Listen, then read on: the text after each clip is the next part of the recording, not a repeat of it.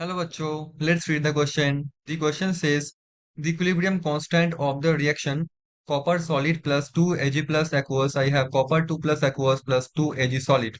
E naught value is 0.46 volt at 298 Kelvin. Is option A 2.4 multiplied by 10 to the power 10. Option B 2.0 multiplied by 10 to the power 10.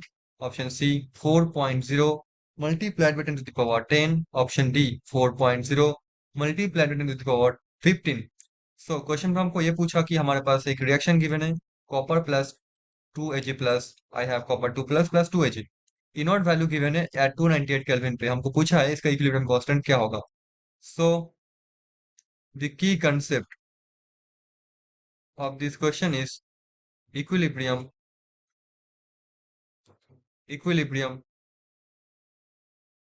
Constant.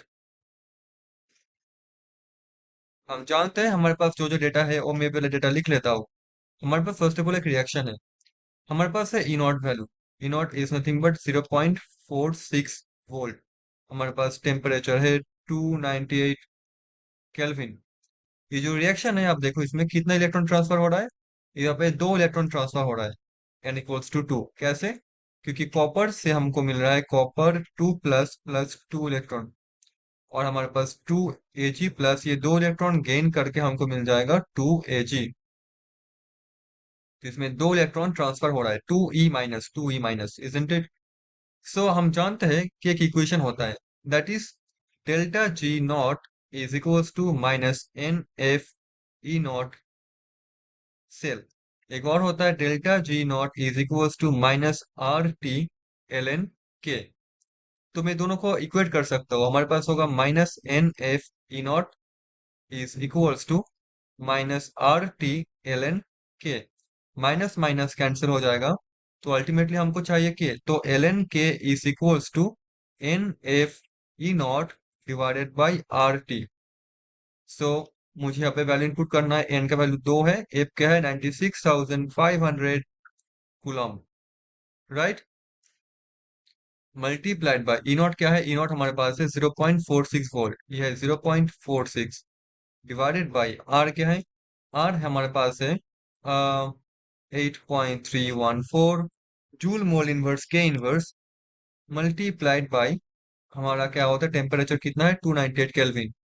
298। मैं एक बार unit को लिख देता हूँ यहाँ पे। जैसे 96,500 कूलम है, ई क्या है वोल्ट में, divided by joule mole inverse के इनवर्स। और यहाँ पे एक 298 केल्विन है। केल्विन केल्विन इनवर्स कैंसिल हो जाएगा। सो ये है हमारे पास एल एन के। ऊपर देखो 2 इलेक्ट्रॉन, एक्चुअली 2 लिखना सही नहीं है, मतलब 2 का यूनिट होता है। इसका यूनिट भी होता है 2 मोल इलेक्ट्रॉन ट्रांसफर। ठीक है। इवन तो 2 मोल ना लिखे आप लोग बस सिंपल लिख सकते हो 2 इलेक्ट्रॉन ट्रांसफर, कोई इशू नहीं। नाउ अब हमको क्या करना है, वेल अभी हमको यहाँ पे वैल्यू कैलकुलेट करना है। ये जो कूलम वोल्ट होता है, मैं ओवरऑल कंसिडर कर रहा हूँ कि अगर 2 मोल इलेक्ट्रॉन यहाँ पे ट्रांसफर हो रहा है, फॉर एग्जांपल अगर 1 मोल कॉपर रिएक्ट कर रहा है, तो फिर यहाँ पे 2 मोल हमको इलेक्ट्रॉन ट्रांसफर करना होगा। तो एक्चुअली ये किसके लिए 2 मोल, मतलब आप बोल सकते हो कि कूलम वोल्ट मिलाकर क्या हो जाएगा हमारा जूल हो जाएगा। कूलम वोल्ट मिलाकर हमारा जूल हो जाएगा। तो ओवरऑल ये जो यूनिट होगा ये कैंसिल हो जाएगा। और ये 2 मोल हम लोग कंसिडर कर लिए तो बेटर होगा, इसमें मोल इनवर्स जो है वो हम लोग ना लिखें, राइट। मतलब एक्चुअली जो ऊपर जो वैल्यू आएगा वो पर मोल के लिए होगा। तो ये बस ये डिनोट कर रहा है। अल्टीमेटली क्या होगा हमारे पास, ये जो एलन के होगा ये होगा यूनिटलेस। एलन क्या होता है यूनिटलेस। हमको वैल्यू कैलकुलेट करना होगा। तो ये एलन के जो आएगा उसका वैल्यू आ जाएगा हमारा 3.847 इंटू 10 टू द पावर -9। अभी इसको हमको निकालना है के, मतलब एंटी एलन करना होगा। That means E to the power करना होगा। एंड इसका जी टू द पावर आ जाएगा ई टू द पावर कितना, 3.847 मल्टीप्लाइड टू द पावर -9। इसका वैल्यू आ जाएगा इक्वल्स टू 1 और अप्रोक्सीमेटली 1 आएगा। सो इक्विलिब्रियम कांस्टेंट क्या आया, just a minute. The equilibrium constant of the reaction, well ये जो वैल्यू मैंने पे लिखा है इसमें थोड़ा सा मिस्टेक हो गया है। ये जो वैल्यू होगा एक्चुअली ये होगा 35.83। ठीक है, ये वैल्यू होगा 35.83, 833। तो अगर आप इसको एंटी एल एन करोगे, मतलब ई टू द पावर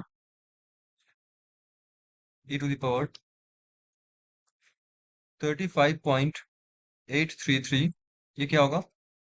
ये हो जाएगा हमारा 3.6 multiply 10 to the power 15, almost बोल सकते हो 4 × 10 to the power 15 होगा। कौन सा ऑप्शन जा रहा है? ऑप्शन नंबर डी के साथ जा रहा है। So I can say that D is going to be the answer of this question. Hope you understood it well. Thank you so much.